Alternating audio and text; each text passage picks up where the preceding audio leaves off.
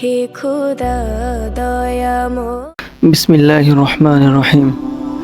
প্রিয় বন্ধুরা, আজ আমরা সূরা বাকারার ৭ নম্বর আয়াত নিয়ে আলোচনা করব। আল্লাহ তাআলা এই আয়াতে বলেন, আল্লাহু আলা কুলুবিহিম ওয়া আলা সামঈহিম ওয়া আলা আবসারিহিম গিশাওয়া ওয়া লাহুম আযাবুন আযীম। আল্লাহ তাদের হৃদয়ে, শ্রবণে এবং দৃষ্টিতে মোহর মেরে দিয়েছেন এবং তাদের জন্য রয়েছে জাহান্নামের কঠিন শাস্তি।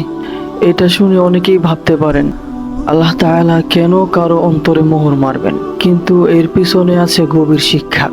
আজ আমরা দেখি অনেক মানুষ আছে যারা সত্য জানে, কোরআন জানে, ইসলামের শিক্ষা শুনেছে বহুবার, কিন্তু তারপরও তারা বদলায় না।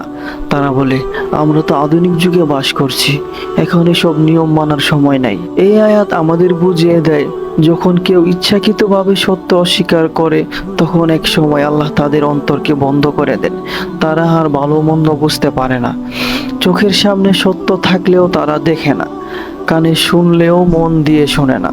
ঠিক যেমনটা আজকের সমাজে দেখা যায়, অন্যায়কে স্বাভাবিক করে ফেলা হচ্ছে, হারামকে হালাল বানানোর চেষ্টা চল। এই আয়াত আমাদের সতর্ক করে দেয়, যদি আমরা বারবার সত্য অপেক্ষা করি, বারবার গাফেল থাকি, তাহলে হয়তো আমাদের হৃদয়ে মোহর পড়ে যাবে, তখন আর হেদায়েত আসবে না।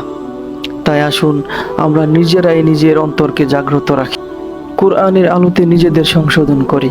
কারণ যারা হেদায়েত চায়, আল্লাহ তাদের পথ দেখান, আর যারা মুখ ফিরিয়ে নেয়, আল্লাহ তাদের ছেড়ে। এই কথাগুলো সবাইকে বোঝার তৌফিক দান করুক। আল্লাহ তাআলা আমাদের সবাইকে সত্য গ্রহণের তৌফিক দান করুক। আমিন। জাযাকুমুল্লাহু খাইরান। আসসালামু আলাইকুম।